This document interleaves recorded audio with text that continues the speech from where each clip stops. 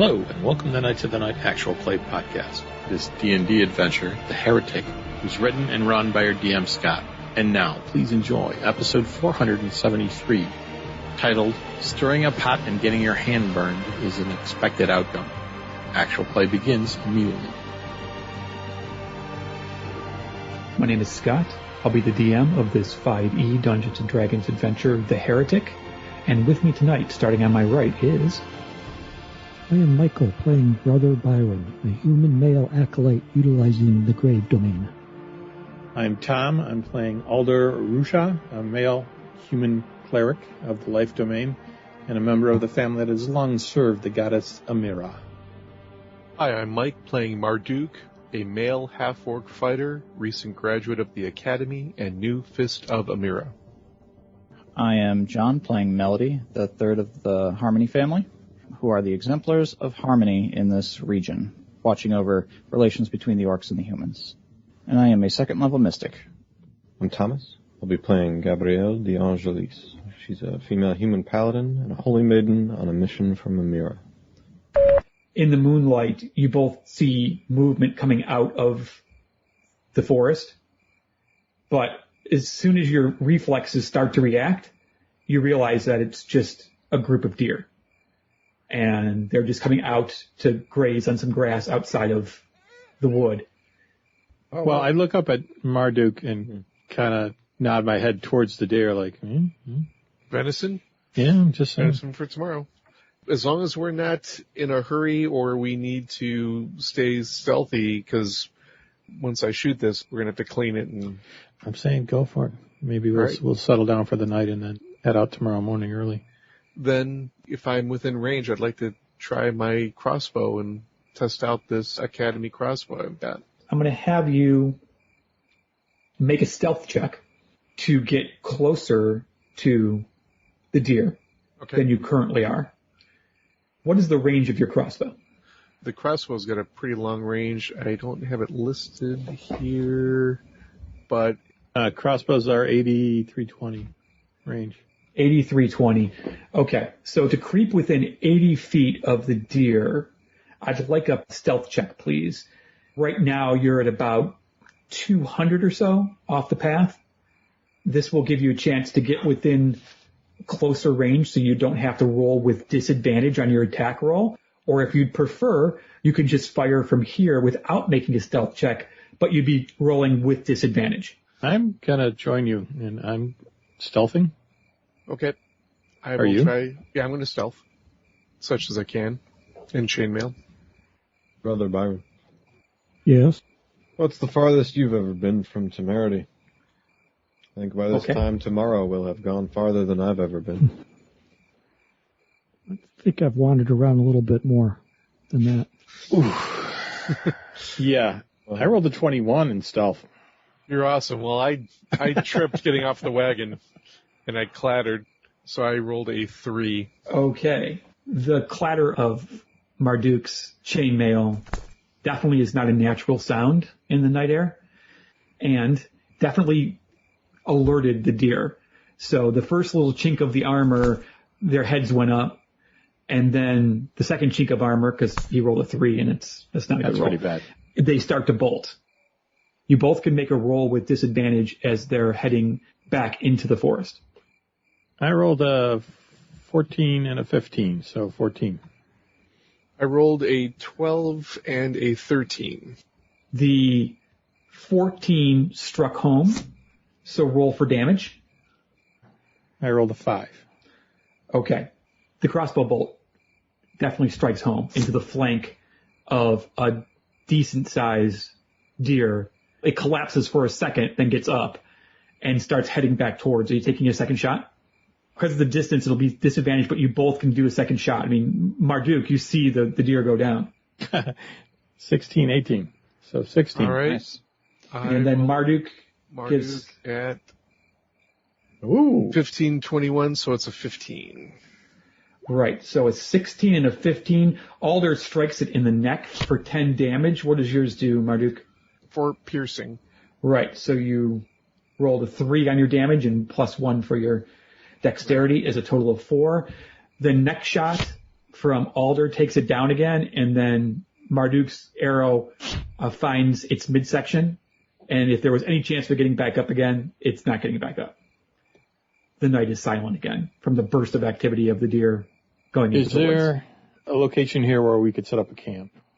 The little grove that the deer were eating their dinner in is a pretty nice place. There's a couple of trees that are outside the main forest that gives a little bit of protection.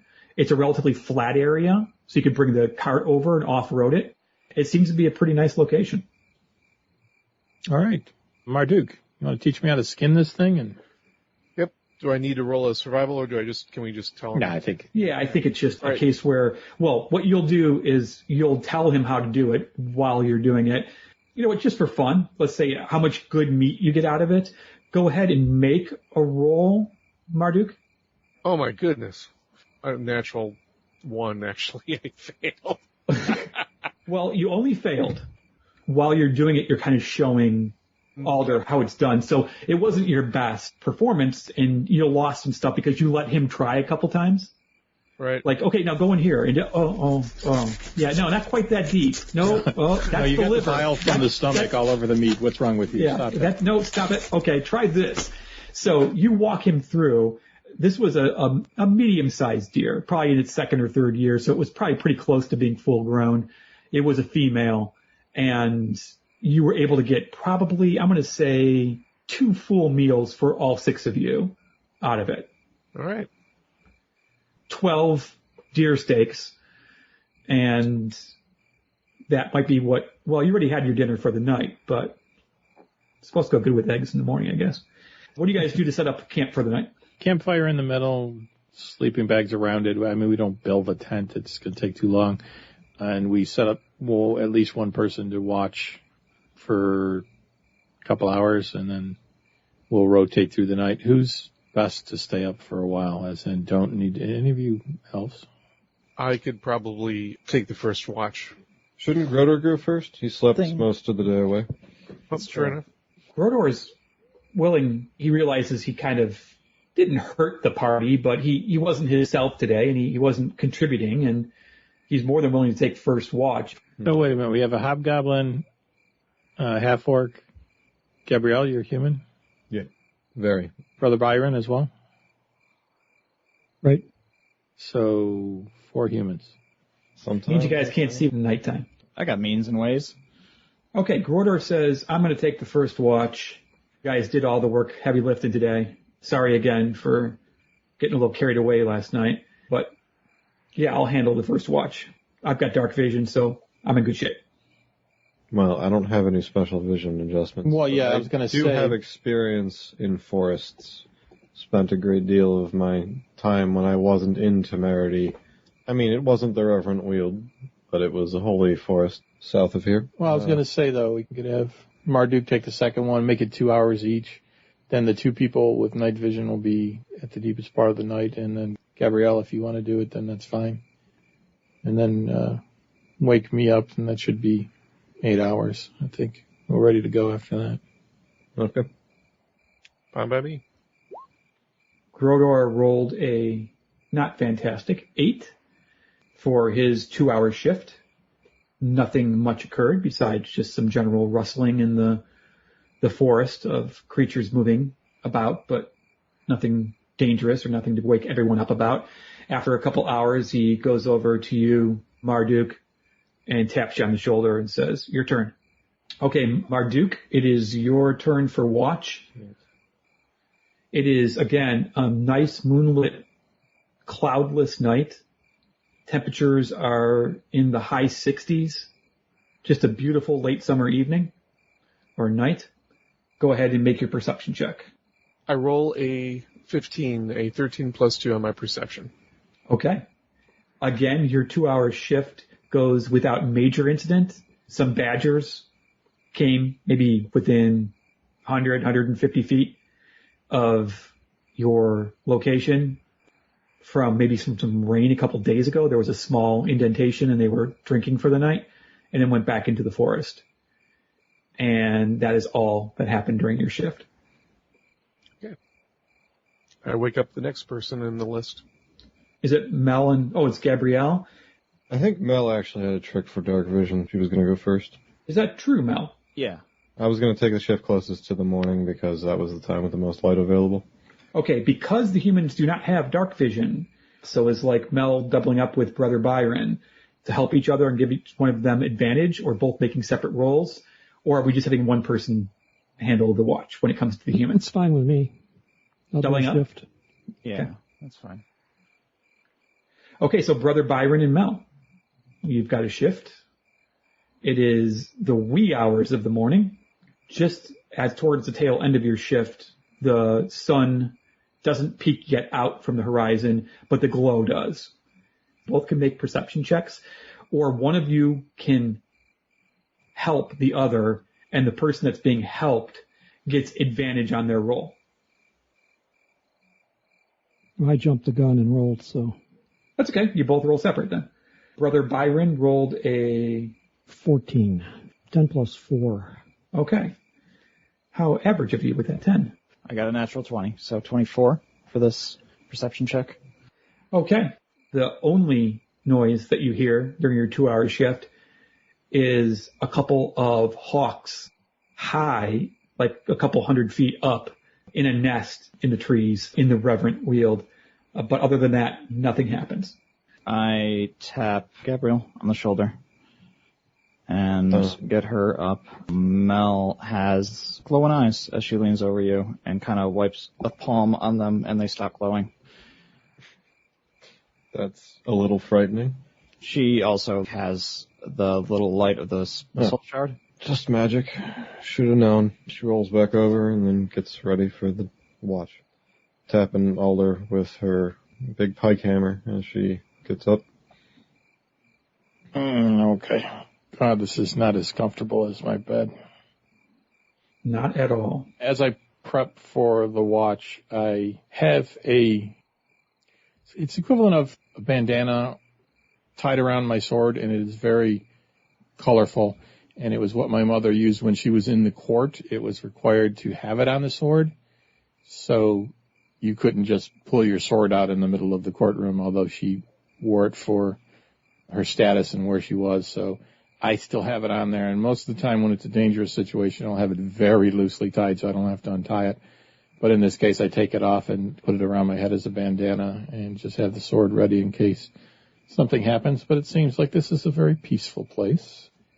Yes, you're very close to Temerity, the capital, and from what you know of the history of your land, the wood elves of Reverend Weald, they're very serious about their charge to protect the forest. The Watchmen of the Forests are wonderful examples. Yeah, so you're not expecting any kind of attack of some humanoid creatures coming out of the forest or something like that, just more a case of bandits maybe on the road.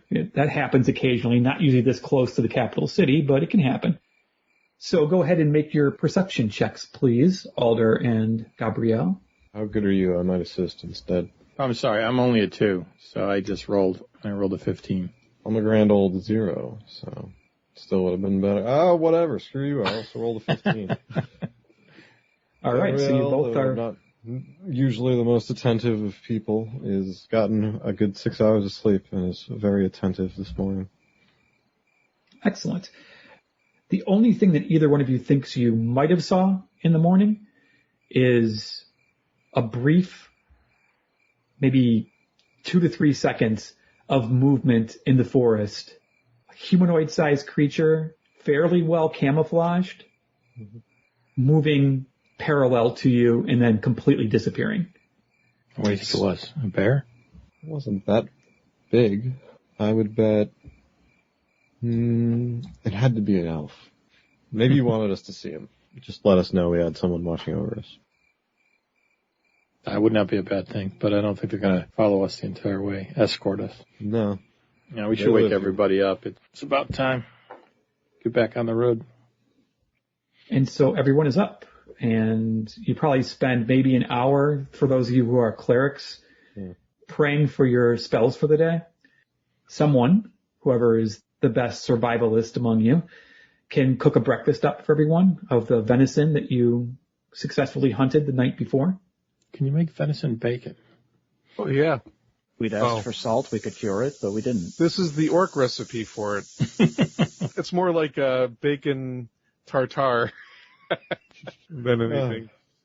Yes, it's better than trail rations. That much is for sure. You all have a somewhat pleasant breakfast. You all get the advantage of a long rest, which... Gabrielle liked that food. Good. She liked it a lot. There you go. So breakfast is taken care of. You wash up and put out the fire, make sure that it's completely out. Hitch the horses back up again after you fed them for the morning.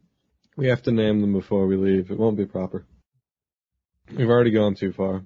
Silver and white dappled horse and a brown with black accent. You want a theme name? Or I'll just name the silver one. Someone else can pick the chestnut. I don't have a name for that one. What, the brown horse? Yeah. I thought you said chestnut. I like chestnut. Okay. Chestnut. Chestnut it is. The older one? Or the younger one? I thought the silver one was younger. The silver one is younger. Silas, the silver steed. All right. So you guys head back out onto the road. It is probably closer to 9 o'clock by the time, 9:30 by the time you clean up camp and get back on the road and get the horses back onto the south way. You see... What roads do we have? Proper Roman cobble with irrigation systems on the side that help it drain out water, or are we even fancier? No, it's pretty similar to that at this point close to the city. You know that as the south way gets further and further from Temerity, it becomes more of a packed earth type of road. But right now it's cobblestone with slightly curved and with irrigation. So as you get to the road, there are a plethora of other people on the road as well. There are farmers bringing their goods to markets to the city. There are caravans that you pass by that are bringing items, maybe for the war effort, up towards Temerity. You pass a dwarven caravan that is relatively sizable, and you can only imagine what types of weapons and armor must help with the war effort. And you continue traveling, and you break for lunch. Again, there's not much going on just besides passing other people on the road. Sometimes a messenger on a quick horse will pass by you on your way, going in the same direction, heading south. And they'll pass by at a very quick gait, but that's about all that you see is a lot of what you deem to be pretty typical traffic on a major roadway. You break for lunch. I'm assuming you're going to probably do trail rations. You're not going to back-to-back on the venison. You are back on the road early afternoon. It's a pretty warm day. Has begun to make stories up about each messenger as they pass. That one is delivering a message to the secret mistress of the Grand Exarch. She sniffs. That's why he's in such a hurry, as he dips over the hill and disappears over the horizon. You make it to about 3 or 4 in the afternoon. You're getting farther and farther away from the city. At this point, you've traveled almost a full day's worth of travel, so you're some 20 miles or so outside of Temerity. So it's a pretty good distance that you put in just this one day of travel, one evening and then one full day of travel. You have passed a couple of small, more like hamlets along the way. I mean, just roadside fruit stands to sell to passerbys, things along those lines. There's not even like a tavern that you could stop at for a meal. The villages are really more like hamlets and really small. But as you're starting to get ready and thinking about finding a place for the night as the afternoon starts to stretch on, you see a large group of people up ahead. As you get closer, you see a battalion of Soul Guard that's camped on the eastern side of the South Way, presumably heading north for the defense of the country. The 1,000 men and women have set their tents up in orderly rows and have erected several barricades for defense. Many soldiers mill about the road, practicing their arms or playing spontaneous games to bide their time. On the western side of the road, about 60 feet away from you, are a squad of about 10 foot soldiers. They're loitering near a small group of maple trees that stand some 100 feet from the Reverend Weald. Several of the men have taken out hand axes and seem to be testing their skill by tossing the axes into the bark of the maple trees. There seem to be much good-natured cheering and jeering as the men take their turns. A few moments later, as if out of nowhere, a group of 5 wood elves, covered in their woodland camouflage, emerge from the Reverend Weald. You were right, Gabrielle. They stop just outside the forest perimeter and call out to the soldiers, but the distance is too far for you to hear what's being said. You also can't hear what's being said back, but the gestures and body posture of the elves make it clear that it's anything but a friendly salutation. Several of the soldiers perform rude hand gestures and shout back towards the elves before turning their attention back to their entertainment. In a flash, the elves draw their bows and have knocked them. A single blink of your eye and the arrows are in flight.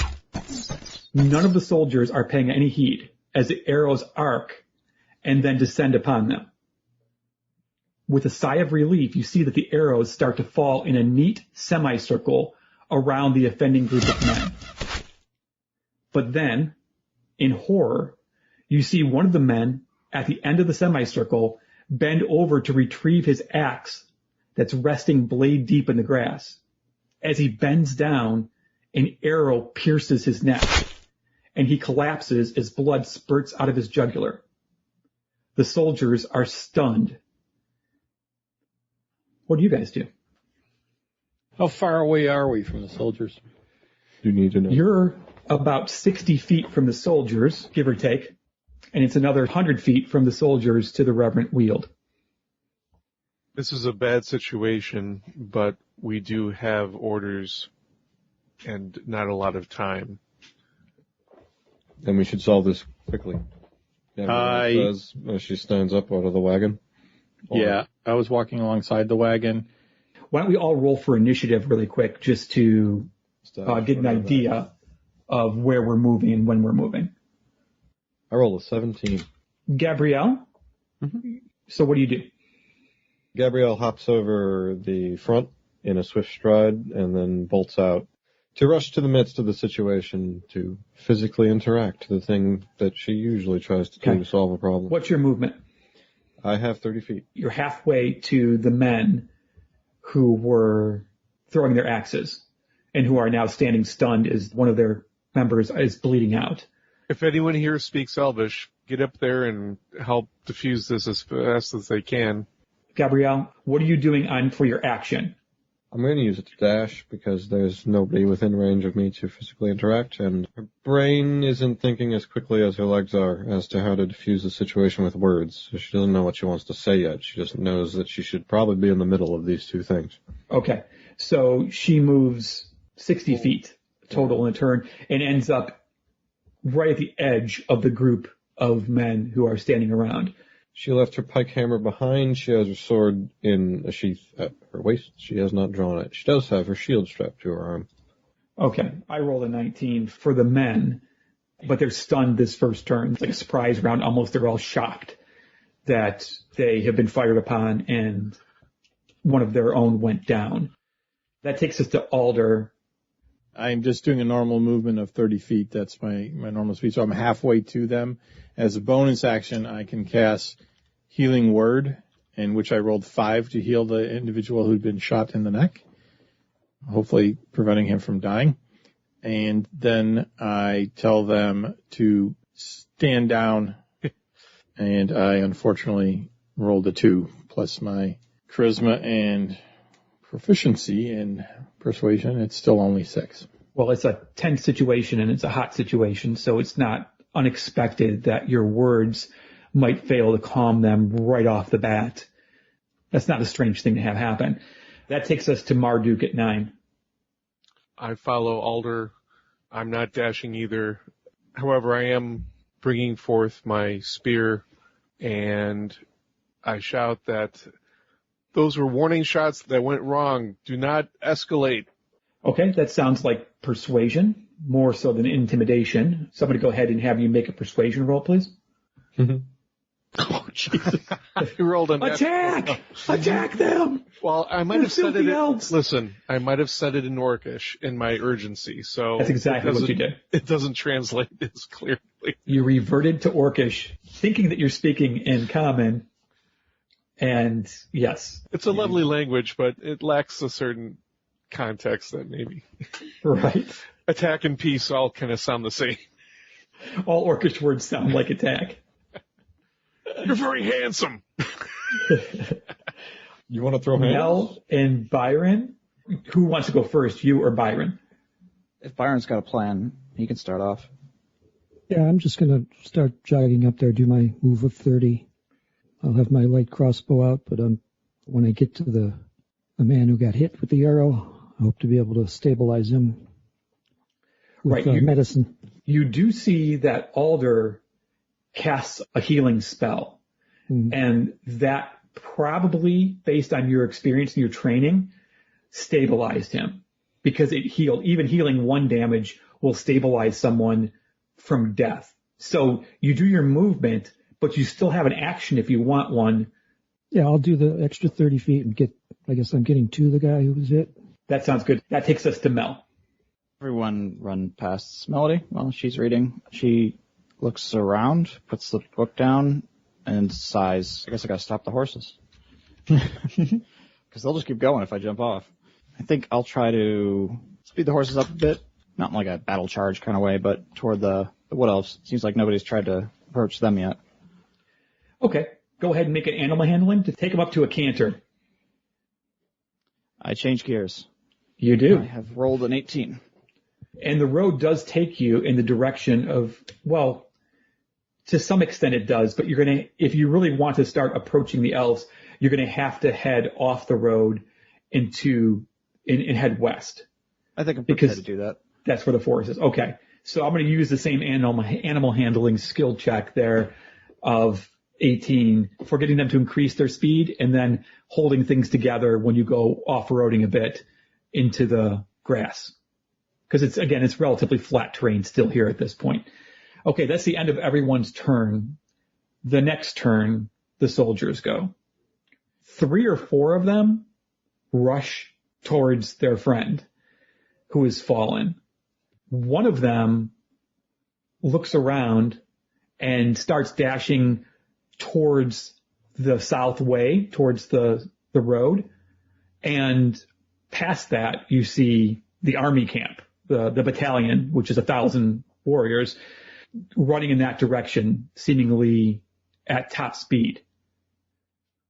The other 5 or so draw their weapons and cautiously start approaching towards the elves. So they're heading west, deeper into the western side of the grassland that's edging on the forest. And they're shouting out and screaming very rude things and challenging the elves' manhood, as the case may be. They move probably 30 feet or so in that direction, so they close the distance pretty good with the elves, and they draw out their weapons. That's the soldiers at 19. Gabrielle, you're next. Perhaps use your authority as a fist. Maybe we can try to diffuse this before it gets more out of hand. Did you say that in Orcish? I did not. I said that clear as day. Gabrielle dashes, not actually dashes, but does sprint between the groups of people, manages to make it out just in front of them, and produces her symbol as the hand of Amira. Okay. Proclaims, by the authority invested in me by the High Exarch, turn around, go find your commander, and maybe we can talk this out. Cool. And then I'm going to roll charisma to actually... You're going to make a charisma persuasion check, and you're going to make it with advantage. Good. Because I'm not the best. Not bad, though. Is it for invoking the command? For invoking the Fist of Amira. Everyone knows who Fists of Amira are. They're legendary. I have advantage. I have +4. I still only rolled an 11. Several of the men stop and listen to what you say, and they look at you like, out of the way, little girl. This isn't between you and us. This is between us and the elves. And then I'm going to prime my next action. The first one that walks past me, I'm going to shield bash and just teach him I'm no little girl. Okay. Is Gabby tall? Gabby that's a good question. I don't think she's extraordinarily tall, but beneath her suit of chainmail armor, she is extraordinarily well muscled. She has really worked for her physique. Just a reminder that when you make an attack and when you reduce someone to 0 hit points, you're allowed to declare that the damage is non-lethal. So thank you for reminding me. That might be important if I manage to roll a crit or something. The elves, they're a distance away from you guys, so it's hard to see.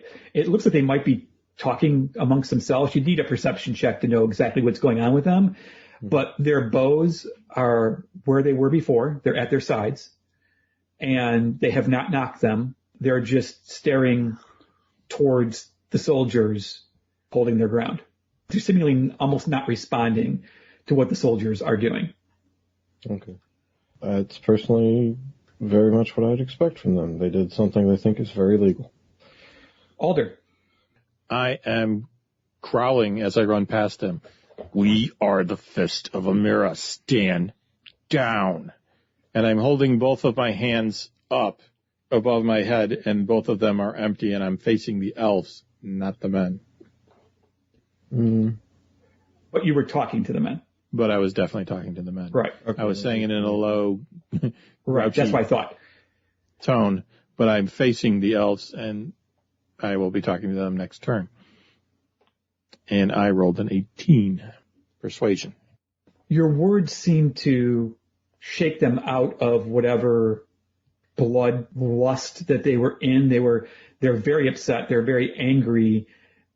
You don't stop them necessarily, but you notice that your words got through to them. You're not sure what their next action is going to be, but you're fairly certain that they at least heard you and they understand that you're Fists of Amira, and they should make note of that.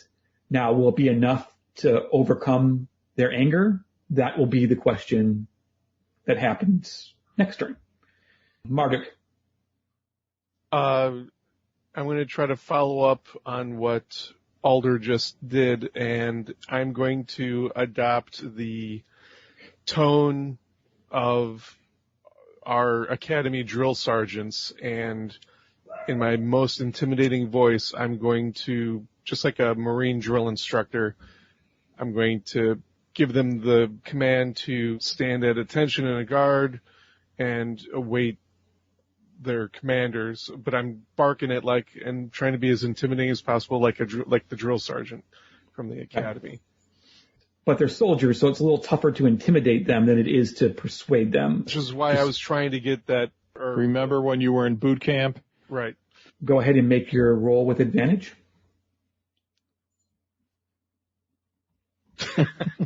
I rolled a double 14, so I'm right down the path, right down the middle. It certainly seems to be that they heard you. Are they intimidated by you? It's a tough call. You don't see fear in their eyes.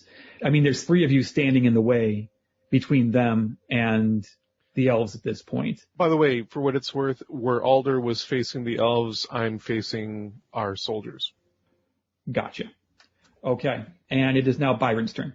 Yeah, I'm going to get to the wounded individual and get the arrow out one way or another. If it's sticking out the other end, I just basically have to hold it steady and then break it off and pull it out, whatever the short way is.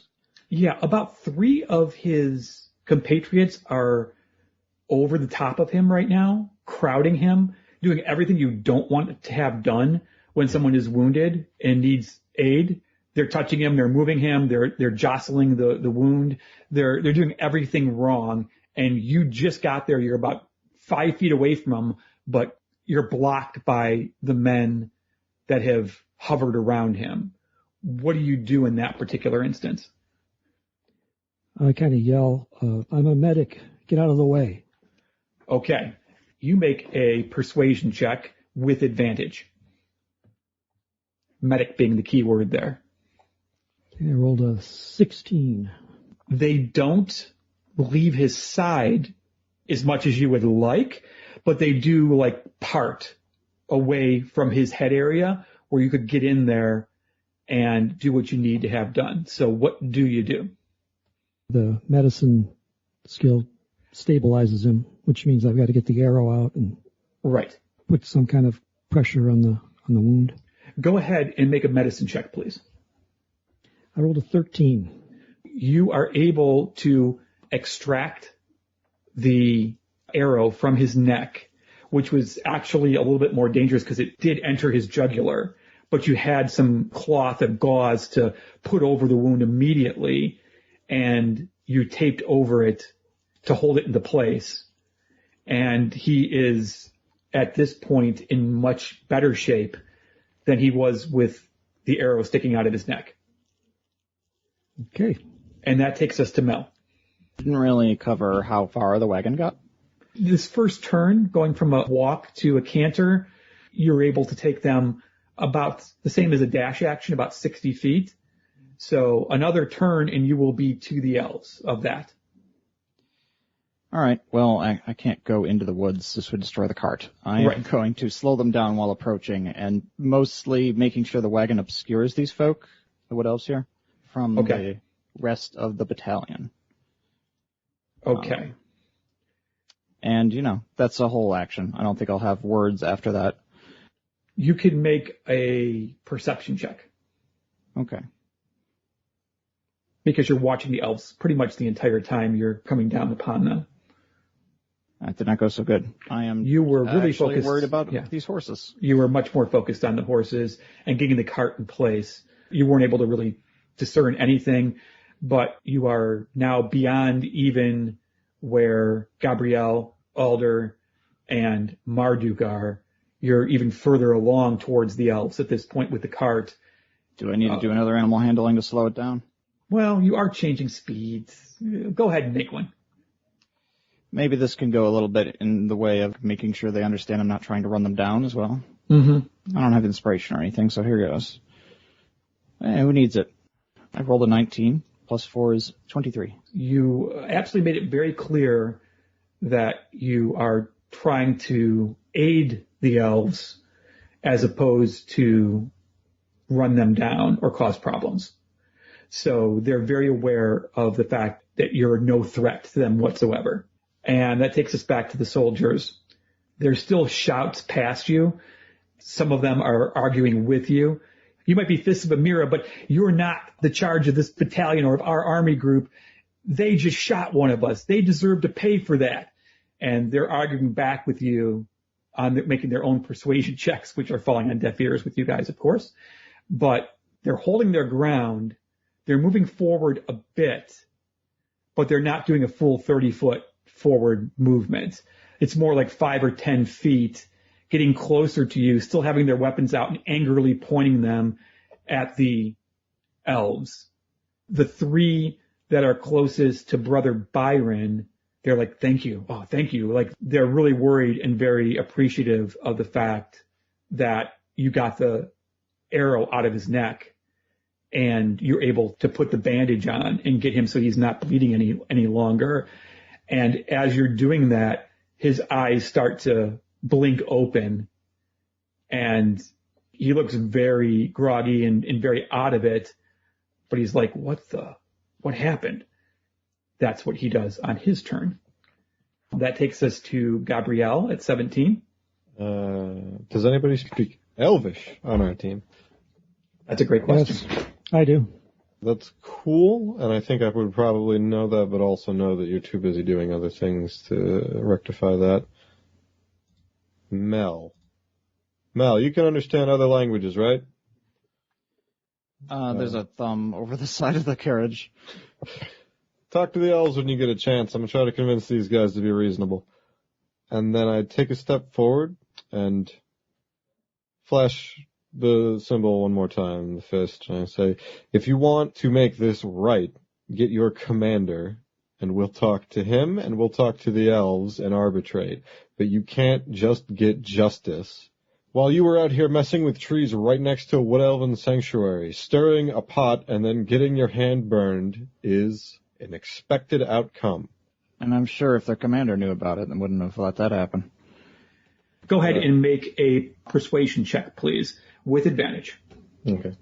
12. I'm not getting much more convincing. I think what's happening is Gabrielle's getting angrier as time goes on. Her argument is becoming less sound. She's just mad. She's begun shouting. It's heated. So, yeah, less you were stirring the pot and got your hand burned, and more, you're lucky more of you didn't get shot, is probably the word that doesn't win her any favor. Right. Yeah, you get a fuck off from one of the soldiers, but a couple others look down for a second. Again, it's not something that you convince them of the righteousness of your argument, but I think it got through to one or two of them, and the others not quite is convinced. It is the elves' turn. Specifically, looking at the elves is Mel and Alder. One of the elves speaks, probably the leader of this group, and the elves put their bows away and start walking forward. Not fast or full speed, but more along the lines of just a casual walk forward to see what they'll see. They're just very nonplussed by this whole situation. They're not worked up. They're not angry. They're not shouting. They were at the beginning when they first came out of the woods, but since that time, they have been remarkably calm. There are 4 males and 1 female in the group of elves. They do move forward probably about 15 or 20 feet or so. And that takes us to Alder at 11. Okay, I see the elves walking towards us slowly, so I simply turn around and look at the individuals who were yelling the most and are still clearly very angry. It's me. I know it's you, but I'm ignoring you, Gabrielle. I'm looking at them. And I am doing a cantrip, which is an action, thaumaturgy, and I just say, oh, you think you could yell at someone at a different rank, someone that's higher than your rank? Well, I'm telling you right now. And thaumaturgy can be done in an any number of ways, and one of them is to increase the sound of my voice by 3 times. Okay. And I scream at them, stand the fuck down. And go ahead and make either your choice, persuasion or intimidation check. Either one of those will work with advantage because of your thaumaturgy and because of the situation that is occurring currently. It's not bad. No, I rolled 15. I just can't get up there. You see one of the 5 members who are standing there say, he's right, lads. Let's stand down.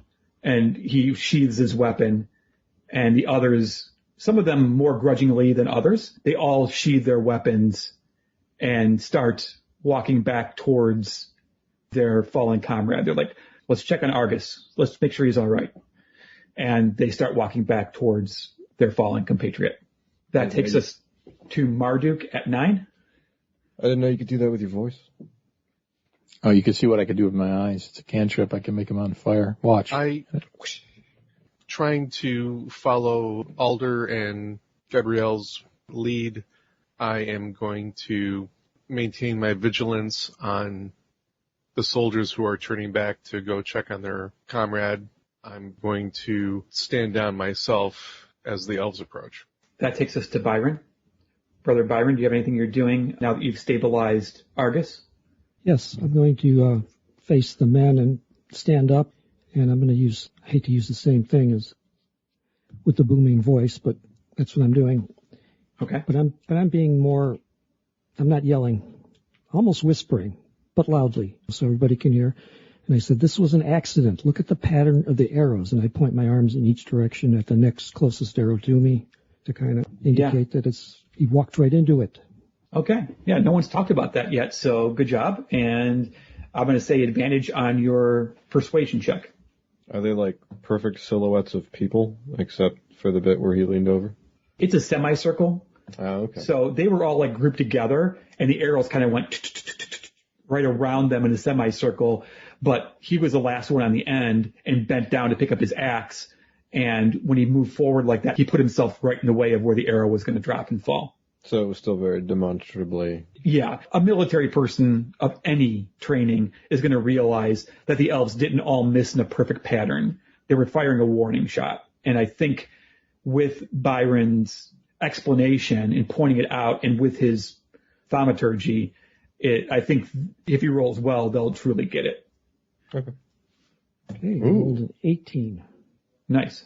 That definitely is a great job of the ones who hadn't been calmed down, that were closest to you and were hovering over his body and were talking amongst themselves and were being frustrated and angry. Even they at this point are like, I don't know what their fucking problem is, but they obviously weren't trying to hit us. They didn't mean to hit Angus, I don't think. Let's give Mel a turn and say she can do what she wants to do, and then we'll come out of combat, because right now tensions have been somewhat suppressed and it doesn't look like a fight is going to break out. Mel, do you have anything you want to do before we go? Recast this ability. Mystics are psionic mind people. So this ability was just telepathy, but I've changed it to tongues, like speaking in tongues, religious style. Yeah. I have a voice that transcends language. As long as anyone can understand a language, I can speak with them. Sounds great. I like the reskinning of the telepathy. This is not common, so I'm trying to keep it on the DL here. Mm-hmm. But I am going to tell these folks... Folks being the soldiers or the elves? The wood elves. Okay. Pulls out the Fist of Amira badge, slides out of the wagon, and holds it up. I say, you folks didn't do anything outside your purview here. Might just be easiest if you slipped away. I can handle the rest of it. Go ahead and make a persuasion check. You can make it without advantage because they are not quite as impressed with a Fist of Amira as the soldiers are. Okay. I've rolled a 3. Total of 8. Wow, nice +5. Ordinarily, it's good. One of them, who you again presume to be the leader, says, I am Uranus, and our work is not done here. Not until we heal the scars upon the trees that these barbarians have inflicted. I don't mind having another talk, just like a back and forth for a minute, but whoever's going to come over here can do that. Sure. We'll go out of combat rounds at this point because it didn't escalate fully to combat, which was nice. You know what? As a matter of fact, everyone gets inspiration. Yay. Everyone gets 1 point of inspiration for de-escalating the situation and not letting it resort into combat, finding a different method to solve problems as Fists of Amira, which the word fist seems to indicate that it's going to be a violent end, but you're... Just go around fist bumping everyone. Yeah, just everyone's friends here. What would everyone like to do? We can go kind of in the same order. If everyone wants to do something, we can kind of take it in order of initiative, but go ahead and feel free to talk amongst each other and whatnot, because the situation has de-escalated. The elves are, though, approaching, and there obviously is a chance of re-escalation if the situation goes poorly. I wish to talk to Mel and have her talk to the elves because I don't speak Elfish. We have someone who actually speaks Elvish, and Mel might be trying to keep her ability on the down low. It's going to come out sooner or later. But you did give me a thumbs up when I asked if you could speak to these people, so Right. not that low. I think before anyone catches up here, then I'm going to say that I'll get you what you need, but I speak barbarian. So let me smooth things over, make sure they don't try to attack you outright. I mean, I just don't want anyone more to get hurt, you know? I asked them, do any of them speak common? Aranis nods towards you, Melody, and what you just said about getting things taken care of and speaking to the barbarians. But make a persuasion check to see whether he is convinced that he even wants you to speak on his behalf to the barbarians. That's 12. 7 plus 5. He's pausing and considering your offer. To your point, Alder, you ask, do you speak common? And Aranis says, yes, we speak in common as well, although we prefer to speak in Elven. We are not part of this particular army, but I'm telling you right now, one of them ran off to get the leader. And it would be much safer for you to talk to the leader than for you to confront these idiots over here who don't understand that slaying trees is something that is dangerous and bad. But we have to talk to the leader and have them talk to you. Will you please at least wait till they get here? Go ahead and make a persuasion check. 21. Okay. But that perception we missed a while ago. Yeah, no shit, right? He takes your words and Melody's into consideration and says, we want nothing more than for the barbarians to leave and to be able to heal our trees. We do not care for their apologies or for their stumbling, bumbling excuses. We wish for them to leave so we could heal our trees. That is all. And he says that in Elfish to Mel. Yeah, just make sure they get on their way. I think we should be good. When Mel speaks Elvish, doesn't sound like Elvish. Right. To anyone else. To anyone but the recipients. Else. Right. So that's weird. Well, I don't know what Elvish sounds like. Wait, no. Well, they're talking next to each other. Alder's hearing it, so there's that. But you do cantrips. I do cantrips. It's all whatever. I'm gonna say more or less what I said. Mel says, as long as we can get them to promise to leave, and you and I both know they will at some point. They just want to heal the trees and get the idiots out of here. We can't stick around to make sure this entire camp moves. It's, what did you say, 1,000 so? It is 1,000. Yeah. It is a battalion. That's what you get the commander to promise for. He fails that, we report him. We won't be here to check up on him. We'll know if it escalates at some point. It's not my job to make sure he does his job. Yeah. If his men end up dying because he's an idiot, that's his. We saved them once. We can't Be spend here our all entire We life. did what we had to do, but this is not our mission. It's true. We need to leave. Let's get a promise, I suppose. Aranis says something in Elvish to the rest of his group. Mel, does your power allow you to understand it? I'm assuming it does allow you to understand it as well because you're having a conversation with him. Is that correct? Because it's supposed to take place telepathically, there isn't really a rule for that. I would like to say so. I'm going to say yes. Well, I'll adjudicate and say yes. So I'm losing the ability to communicate over 120 feet silently, so I'd like something good. Right. I'm going to say that Mel and Brother Byron both understand when Aranis says, let's walk back towards the wood and wait there for their leader so that we don't risk further bloodshed. He starts to walk off that way. The three men follow him. There is a young female elf with long blonde hair threaded with sticks and leaves and feathers. She has soulful amber eyes, and she's just very beautiful in a wild sort of way. She steps away from the men for a second, quickly makes her way to Brother Byron. She takes a feather out of her hair, and she says to you in Elvish, thank you for all that you did for that man. I too can heal both men and nature. And I appreciate your efforts to help so that no one died today. And she holds the feather out for you. I take it and thank her.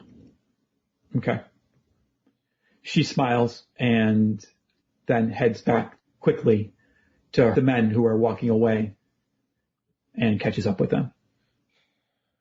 About this time, the soldiers are starting to get a little bit worked up again. Nothing major, just they fired at us. They weren't supposed to hit us, but they fired so close that it was bound to happen. You know, they're starting to justify it and get pissed off again. They're not drawing weapons. They're not talking about charging them or anything like that. They're just letting off steam and being angry. At this point, you see a human male in chain armor with medals and insignias upon his chain armor. He looks like a career military man. He's got a broad, square jaw, somewhat handsome features. He's got salt and pepper, close-cropped hair. He makes his way to the area, and one of the soldiers is like, attention! And everyone stands at attention, and the captain, which is what he is, looks around and picks one of the men to report to him. One of the soldiers comes up and starts telling a horribly slanted story of what occurred. We were standing there having a good time, just sharpening our axes, and these elves came out of the woods and they fired upon us. I interrupt him. Go ahead and make a straight charisma check. 13. So in the middle of that, you interrupt him, and he puts his hand up to the person talking, and he looks towards you and says, and who do I have the pleasure of speaking with? Out of turn. I am Alder Rusha, a member of the Fist of Amira. And Go ahead. This gentleman here is completely slanting what actually happened. We were traveling down the road and we saw both sides of what happened, and what he's saying is not correct. He wasn't sharpening his axe. The fact that one of them's still in the tree over there proves that that is not a true statement. Please make a persuasion check with advantage. 22. He tells the soldier to stand down and move away, and he looks towards you. I make a smug face and kind of cock my head like, yeah, stand down, like before, asshole. Don't say it, but just make the face. Right. He says, I am Captain Bran Dolmet. I lead these men. Can you give me an accurate description of what occurred between them and the Wood Elves so that I may adjudicate a proper response? I don't believe your men were acting anything but in a way to relieve stress and tension of their jobs. I understand how that is important, that they need time to relax. They need time to cool down. However, what they're doing is harming the trees that the elves consider sacred. And when they asked them to stop and the elves asked them that they could heal it, they just argued, turned back, and continued to throw axes at the trees. The elves fired warning shots. One of them happened to get in the way of those warning shots. You could still see the arrows in the ground there in a semicircle. Luckily, we were there to save the man. We'd also like to save all your men. And we believe that you need to talk to the elves about what needs to be done in this area. Otherwise, I don't believe this is why you're here, to fight these elves, is it? Absolutely not. We are heading north. This is just a stopping point for the evening.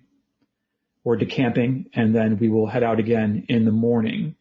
This sounds like a very unfortunate escalation of a comedy of errors, if you will, on the part of my men, who could have easily remedied this situation by showing a modicum of respect to the local indigenous population. I don't want to be unfair to your men, and I'm staring at the one guy that continually yelled and argued about it. The majority of them were reasonable and smart and were worried about their hurt companion. So the vast majority of them were not stupid and refused to back down. That was a very, very few. And I understand that. I understand their anger of seeing a compatriot injured. But I think it is best for you, Captain, to talk to the elves and resolve this issue. Which is exactly what I will do. I appreciate the Fists of Amira taking the time to de-escalate a situation that certainly could have ended up with several people dead. I also appreciate you healing one of my soldiers. I will offer you a place to stay for the evening if you would like to stay as guests of our camp. If not, that is certainly okay. I have no idea what your current mission is or where your travels take you, but you have a place with this particular battalion for the night if you wish it. If you wish not, carry on. But thank you again for your calm handling of a chaotic situation. And I will be heading both sides of this conflict. I will talk to the elves and I will talk to my men. Thank you. Do you have the ability to talk to elves? I do. Good enough. The captain is an officer of 250 of the men. There are 4 captains and one colonel that oversees the entire battalion. So there's a colonel for the battalion and 4 captains for the various company. Where are these companies from? Anybody from the region of Vellum? You making some conversation with them? I'm just curious because you invited us to stay here. It might be worthwhile if we Right. gather some information. Yeah, see, there's a sergeant that came up just as he started talking and says, is there anything I can do to accommodate a stay for the evening, as the captain suggested, or are you going to be on your way? Perhaps we should discuss it, and we'll be talking to you in a minute. He nods and steps back. And I suggest everybody come over here or away from everybody else. What time of day is it? It is probably at this point about 5:30 in the evening. So getting close, again, dusk is around 7:30 at the latest. Those are the last gleams of the sun before nighttime comes on strong. You started at about 9. You've been going pretty much for a full day. I mean, you stopped for lunch. You could probably squeeze another hour out of the day before you start to risk rolls for exhaustion, because you're allowed to travel for 8 hours out of your day, basically, without any consequences. So your call. I'm not in charge of this group. I don't know that we have anybody who's in charge of this group. But personally, I believe it would be wise of us to take the offer and stay here for at least 2 reasons. One of them being, as my mother has taught me throughout her life, it is often very valuable to find friends in high places. And if we get to know people, we are certainly going to be praised for saving this individual. And thank you very much, Brother Byron. I know I ran past him.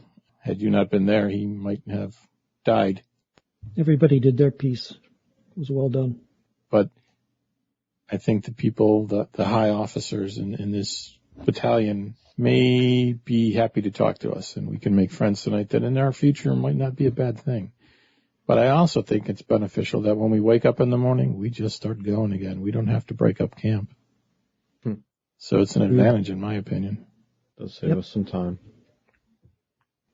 Well, it sounds like the vote is a yay for staying with the battalion for the evening. If the elves had extended an invitation, we might have an argument otherwise, but they seem very isolationist, which is understandable. Aloof. They're aloof. That's fair. They gave us their favor anyway, or at least Byron. So I think we made friends there without having to stay overnight. I think you're right, Alder. It would be better if we stay here. Wouldn't hurt to have some friendly faces among the military before we head out on the front lines ourselves someday. Exactly. And he seems a reasonable lad. I think we should convey to the captain that it's vital to move all of these soldiers out of this area so they can come and heal those trees. And yeah, in the meantime, we can verify that they are, in fact, tearing up camp before we leave to make sure that they're actually on their way, which I doubt he'd lie about it. Right. And actually, as you're talking it over yourselves, you occasionally look at the different situations. The soldiers are being led back to camp by another sergeant who came up and is directing them to return to camp. They do go and grab 1 or 2 axes out of the trees that were still embedded in there and start making their way across the south way over to the other side of the road to where the main battalion encampment is. You see the captain, Bran Dolmet. You see him talking with the elves. He's pointing towards the trees. The elves are pointing towards the trees. He's nodding his head. It seems to be a cordial conversation. And the only other person is the sergeant who is waiting for your response. So the captain seems to be having a lengthy conversation with the Wood Elves. Not animated again, very cordial. But what do you do next? Well, we'll take him up on his deal. Okay. We appreciate your offer of a place to stay the night, and we'll take you up on that. It'd be wonderful not to have to build our own camp a couple hours from now down the road. He whistles loudly, and someone who is standing on the other side, or standing on the south way, another soldier comes over, and he says, I'll need 6 tents for the evening. Put it next to Captain Brand's tent. Put 6 more for the evening meal as well. The soldier scurries off, and the sergeant says, if you'll follow me, I can take you back towards the camp and let you know where you'll be staying. I think Captain Brand can find his way back after he speaks with our allies, the Wood Elves. Mel, you need help with the wagon there? Oh, right. I don't mind that. It took a little bit of maneuvering. The horses were a little resistant, but you were able to eventually get them turned around and over into the battalion encampment and in a safe place for the night where they're being watered and fed and taken care of. The wagon is placed next to the tents that are set up for you. They're put up amazingly quickly by the soldiers. And I think we'll stop right here for the night since it's kind of we're going a little bit late. Right. And I think it's a good stopping point, and we'll pick up here next week if no one objects. All right. Okay. Sounds good. Okay, thank everyone for playing tonight. Everyone did a fantastic job as usual, especially on a night with no combat. There was a lot of role playing, and you guys did a wonderful job of that and fleshing out your characters. And thanks to the listeners for taking the time to catch the podcast tonight, and hopefully you're enjoying the story, which will, I promise, heat up with some good combat coming up soon. And have a great week. We'll talk to you soon. Yeah. Okay, good job, everyone.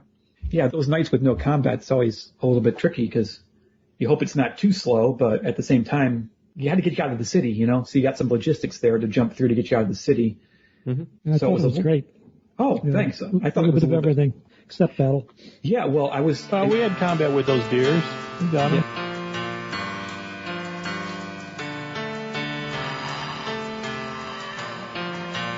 Thank you for listening to Knights of the Night Actual Play Podcast. If you'd like to send us a question, comment, or feedback, you can reach us in a number of ways, including Twitter at KOTN_podcast or by emailing us at feedback@KOTNpodcast.com. And don't forget the iTunes reviews. We also have a Facebook page which can be found at facebook.com/KOTN.podcast. While on Facebook, you can join like-minded folks at our fan page at facebook.com/groups/KOTN-fan. And lastly, there's our blog at KOTNpodcast.com, where there's an Amazon link on the right-hand side. For those of you who'd like a more steady way to help us pay the bills, or if you live outside the U.S., you can help by donating to our Patreon page at patreon.com/KOTN. And please remember to join us next week for more mystery and adventure.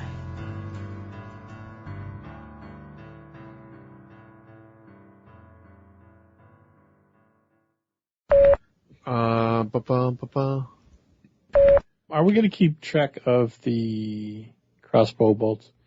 Both mine ended up in the deer, so I could have recovered them pretty easily. And then, Yeah, let's not make it a huge thing. But on a night like tonight, we're not really doing a lot. There's no battle here. We could spend the time to go find the arrows or repair. So let's say that you were able to recover all the arrows out of the deer. The one Marduk missed completely with one. That one broke. Oh, yeah. But the 3 that landed in the deer were retrieved. Silas, the Silver Steed. And those are all S's, which is going to be a pain in the ass. That's fair. We might want to think of something. No, that's fine. I actually ran the filter on the entire recording last time. I was like, no, it's not so bad. It's not as muddled as I thought it would be. So it was an easy fix. I'm assuming you're using the Fist of Amara. I assume. Right. Amira. Would it be better if we just changed the god to Amara? Our research has revealed her true name is Amara. I will eventually learn. Incorrect name. It's pronounced Amara to the inner circle. Right. No, it's a long eye. He had Bob's cursed dice. Bob's digitally cursed dice. Pulls out her Fist of Amara. Amara, right? Amira. Sorry. Okay. I'm even screwing you up at this point. Yeah, well, you said... It's Amira. You look into what you see, Amira. Amira. Okay. Go ahead and make a perception check with advantage. Why perception? Wow, I keep saying perception. God darn it. Other titles for this episode that were available for voting on the Facebook fan page were It's Not My Job to Make Sure He Does His Job, Attack, and Peace sound the same in Orcish. Trying to keep it on the DL here. The arrows kind of went, we just go around fist bumping everyone. And by the authority invested in me.